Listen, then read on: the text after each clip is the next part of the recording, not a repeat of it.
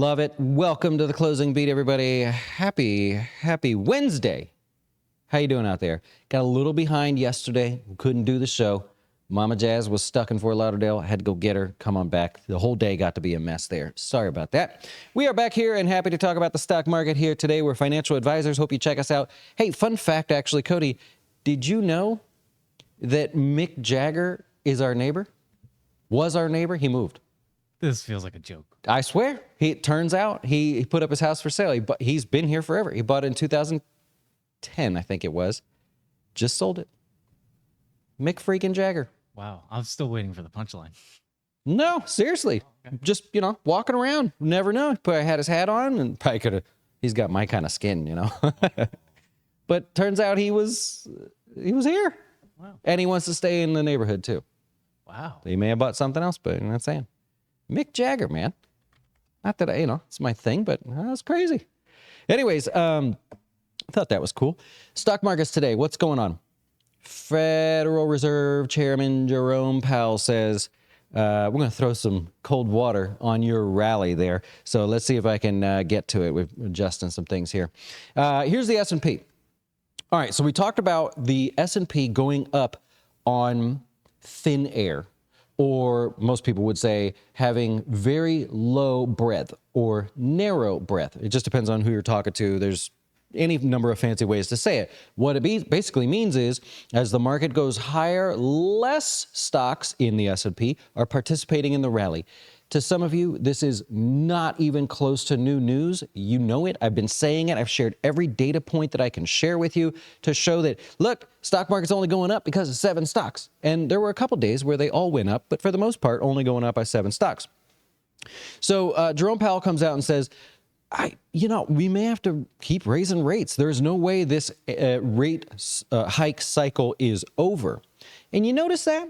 You notice how nothing is ever the way it seems anymore? Like, okay, when's the end of the rate hike cycle? He didn't say it. He's just saying, we're just pausing here. Then they may hike rates. If they don't raise next time, it'll likely just be another pause. Let's see how things go. So it's never going to be that the cycle is over, and he's never going to say that it's actually over. It's just one day he'll just stop, right? So when you think you know what that man's going to say, it's always the exact opposite, or he zigzags the other way and gets you. It's just crazy how that works. Same with the recession. 2 quarters of negative GDP growth, not a recession. No, we're going this way. Nothing is ever the same. Politicians, you guys aren't, you broke the law. No, we didn't break the law. It's something weird going on with things right now where nothing is ever actually the way it was. Anyway, side topic, Jerome Powell was the latest to do that. He's like, no, we're not doing this. We're going to probably raise rates again. We're probably going to have to. We don't like inflation where it's at, blah, blah, blah. So that really kind of put the brakes on the rally here, which is okay. You never want a stock market to go too far too fast. In fact, you have fund managers out there. You know how in your industry, you don't know, let's say you remodel pools, right? You're not necessarily friends with other people that remodel pools, but there's an industry magazine for pool remodelers. There's industry conferences for your competition and you go there and you're like, hey, we're competition, but you're in North Carolina, I'm in Florida, and it's just kind of cool to share best practices and stuff, right? You know that. So whatever industry you're in, you've got that. We have the same one. So fund managers, people that are asset managers, wealth managers, they could be mutual fund managers, people like us that manage our own funds. So we're all in the same little industry. And right now, the hot topic is hedging. The very people that manage trillions of dollars, and I'm leaving BlackRock out of it for the moment, they're talking about hedging. So I'm going to go through that here in just a minute. I'm going to give you 4 reasons why and give you my beliefs on that one. But nonetheless, you got the stock market, S&P up about 14% year to date, very frothy. That's what you've clearly got going on there. And again, with narrow participation there. Now, one reason why fund managers, I believe, are starting to talk about hedging is because the cost to hedge is very, very cheap right now. if you wait till the market falls, the cost for you to hedge is expensive. And some people like to use various collars. They like to buy puts, and just do it basically like that. There's any number of different things you can do in terms of using options to hedge. Most commonly, you would purchase an option to hedge, buy puts. Like I said, there's all kinds of various strategies there. You could even say, I want to hedge for a 10% drop, but I'm willing to participate in as much as an 8% rally. Anything beyond that, I won't participate in. I would be locked into my gains. Not to make that a side topic, but reason number one, buying protection right now is extremely cheap. So even though you may not feel like the world is going to pull back, the market's going to pull back, it's really inexpensive to do that. Kind of like disability insurance. You never plan to get fully disabled from being a perfectly healthy human being. But for $8, you're like, all right, I'll buy it because you never know if something falls on me or whatever. That's the number one. Right now in the options world, very, very cheap to do that. The number two reason why people are talking about hedges in terms of fund managers is exactly what we talked about. Narrow breadth. The lack of participation on the way up. So I actually got this from Goldman Sachs. I'll share with you. This is not my data. If I pop on over here. So they talked about, well, what happens if this narrow breadth continues? They're watching it. Everybody and their mother's watching it out there. Well, they actually looked forward and they said, let's compare the drawdowns during normal periods to periods of narrow participation, narrow breadth, low stock market breadth, whatever you want to call it. So, for example, 1 month after an extreme reading, downside reading in this case, you typically see the market only fall 1%, whereas normally in any 1 month period, you would see, since 1980, you would see, all right, average of a 2% pullback. No big deal. It could be 1 or 2 days, not a big deal. 3 months, we start to outperform. Meaning when, in a 3-month period, stock market can experience a 3% pullback, very normal and to be expected. 4% when the breadth is low. In other words, when the market rallied thanks to just a few names, when it pulls back, it tends to pull back more over a 3-month period than it would in any normal 3-month period. 6 months is where it really starts to shine. And this is so freaking cool because right now, we're all screaming, narrow breadth, no participation, NVIDIA, Microsoft, Apple, these are the ones that are lifting the market. Oh, it's not fair, right? Well, it's fair for now because where are we? We're in the 1 month period, right? Hey, bleeding into this next period over here, but we're in the very beginning stages of this, right? So as we get going, you go, oh, well, there's no way I'm going to walk into this, right? I know I'm walking into a pullback here or some various form of a pullback there. So that's number two. Number three, equity valuations, or some people would say stock market valuations, individual valuations with individual stocks, broad index valuations, very high. Price to earnings, this would be free cash flow. Look at anything and it's in the 80th to 90th percentile of where it normally, or of its range, right? So very expensive there. And number four, go over here to the charts.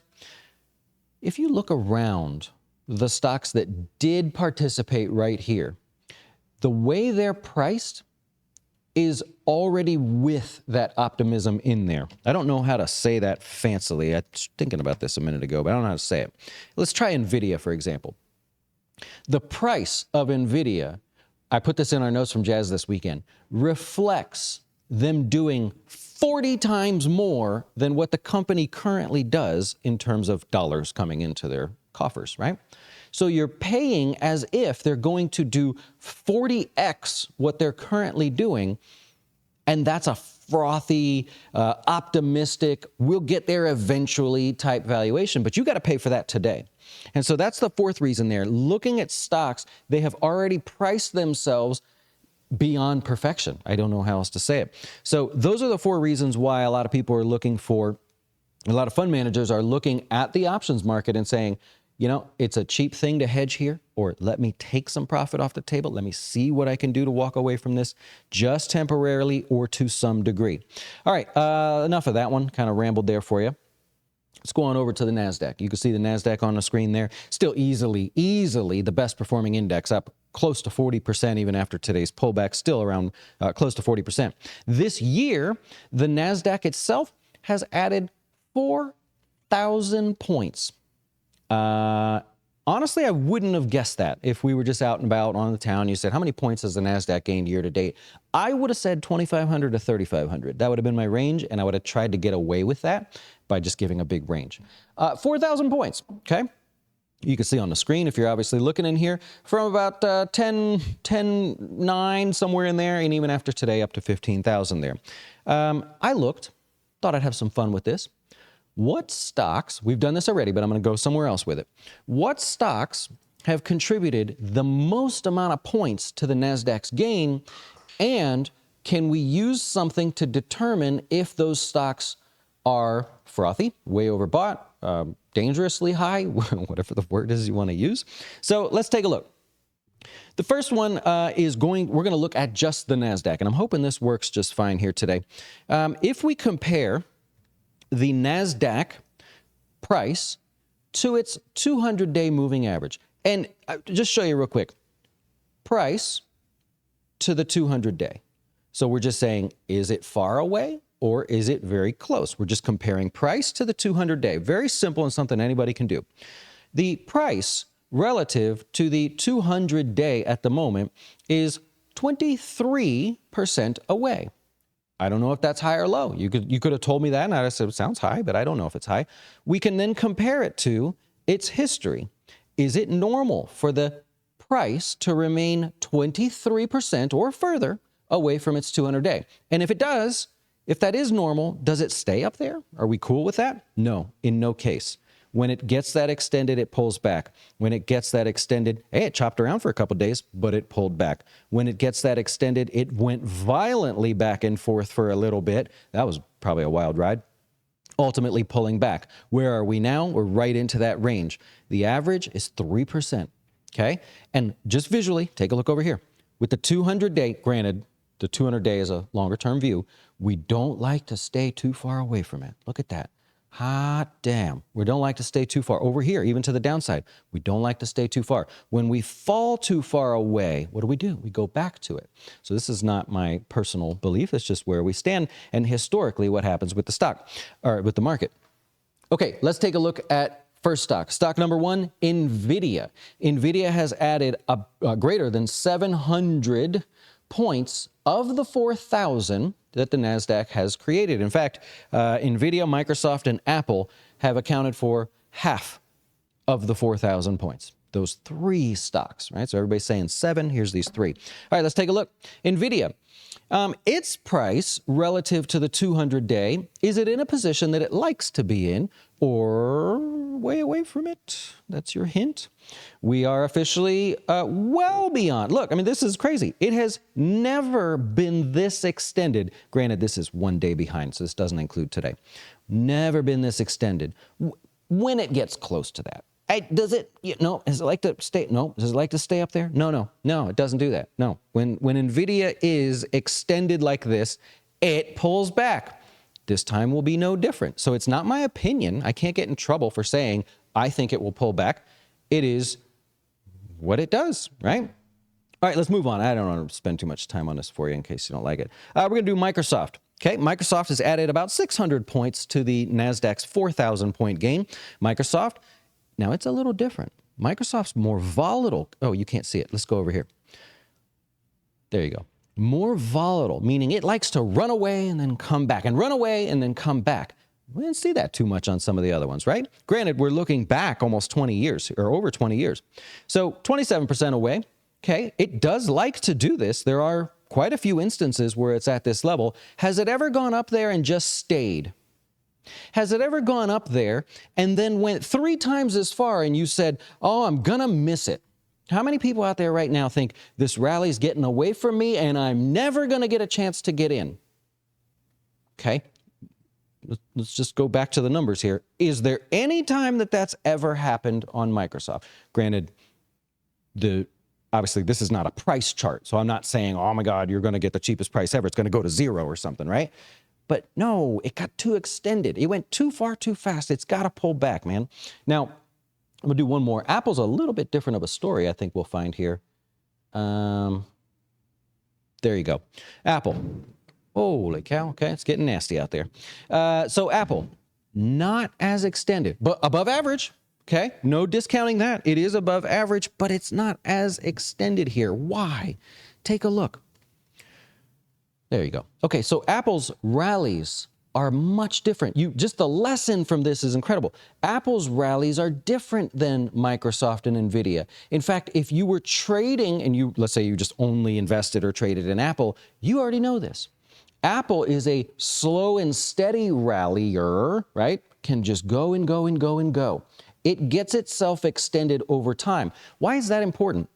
Because if a stock here, for example, Nvidia, we're going to just compare the two, and then I'm going to just get out of your way, right? I'm just not going to waste your time today. I'm teaching a lesson. It's important. Pay attention, kids. So when a stock goes rocket ship away from the moving average, see how it takes time to catch up? It's because it's using 200 days worth of data. It's not a magic line. It's taking the average price of the last 200 days. Every time a new day passes, it takes the 201st one, drops it off, and uses the most current one. So that's how this line is calculated. When it goes too far, too fast, look how steep this has to rally. It's trying to catch up. And not only that, it's using $430 as its price, whereas 200 days ago, it was only using 176, right? So very rapidly, the average price over the last 200 days increases. In fact, you just go back even a month, average price was the beginning of the month, 196. That's how fast it's going because of the rocket ship rally. So that's how the math is done there. Okay, let's go back to Apple. Oh, that's different. It did not just take off in one day. It's been going slow and steady, right? Huge difference. That means this can stay caught up for longer. Mathematically, it's not dropping off extremely low numbers, hundreds of dollars away, and adding in extremely high numbers to raise the average, or the red line there. So because of that, there you go. You will find, yes, it is extended, but it's not the same as the other ones there. Apple, by the way, has added 550 points to the NASDAQ so far this year. So just a cool way to kind of kick off a day that was fairly light on news, but hope that helps there. All right, Intel selling off a piece of its business to Bain Capital. That's the Mitt Romney company. I believe he still works for them, but that's how I know of them from when he did his thing. I've been into politics for a while. Lazy Boy reports earnings fine, but then they said, people aren't so lazy. We're not going to be selling as many of these things. A little bit slower, or I should say a little bit light on forward earnings expectations. Winnebago actually beats on earnings there. Tough one. It's an industry that's slowing down, not as bad as everybody thought for the moment. FedEx reported earnings as well. I actually didn't catch it, so I just point that out to you. And 3M is being picked on a little bit. They pay a hefty dividend. I'm sorry, I was on the wrong chart. They pay a hefty dividend and have, but was it Barron's? I believe over the weekend, Barron's had said, they're likely going to have to cut that dividend. Cash is becoming an issue for them. That is their prediction anyways. All right, we have Jazz After Dark. If you want to see some charts to help calm your nerves, that's what I talked about the other day. You can actually take a look at that if you'd like. It's up now. That is our nighttime class where we just hang out and talk about interesting things and try to keep your attention by teaching you something in a slower kind of a way. We did some retirement tips specifically for those of you that are over the age of 50 or close to retirement. I should have worded it that way. And some really interesting tips for what to do as your income grows. I can tell a lot of you your income is growing, which is a good thing because those student loan payments are coming due. That's what me and Eric are going to talk about on Friday for the podcast. I appreciate you guys hanging out here with us today, I should say. And we'll be back tomorrow to do this all over again. That's it. And I wasn't wrong on the Mick Jagger thing, was I?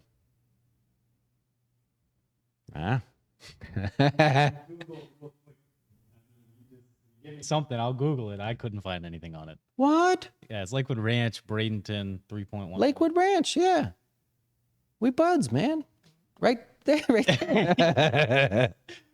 50 minutes south of where you are, yeah. Yeah, but not from here.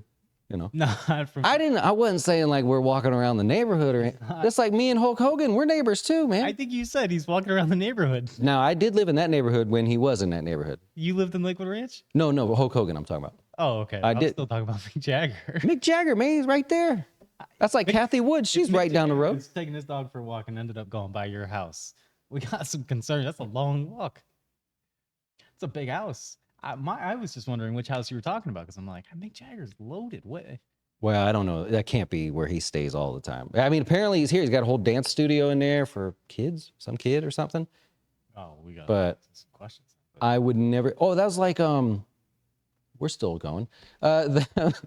Robert Downey Jr. Dunedin. Oh yeah. Yeah. Or one day we were fishing. We're full of celebrities here. I was fishing with Joe, and he's like, "You got to fish at this dock or whatever." And we're fishing, and Madonna came out. Madonna had a house way up there now, but she comes out and says, "Hi boys, how you doing?" in her stupid little London accent or whatever, and we're like, "Is that her, or is that some kind of weird lady that looks like her?" It was her.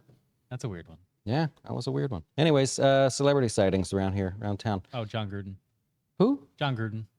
John Gruden, John Travolta for a while. Yeah. He lived next to Hogan over there. But now he lives up north. I got nothing left. What you got, Kevin? You got anything? Jimmy Kimmel used to live here. Jimmy Kimmel. Yeah. He used to work the radio Oh. stations here. Kirstie Alley down the road. Well, she was Scientologist, but right by the Scientologist, she lived there. Grant Cardone probably hangs out here a lot then. Grant Cardone hangs out with the Scientologist. You guys didn't know that, huh? We see him coming and going. That old GC jet parks. He takes his helicopter to Scientology and goes in there and does whatever, and then he leaves. He's probably here, 3-4 times a week? Yeah. Old GC, SC. Okay. Yeah, we're done spilling beans here. See ya.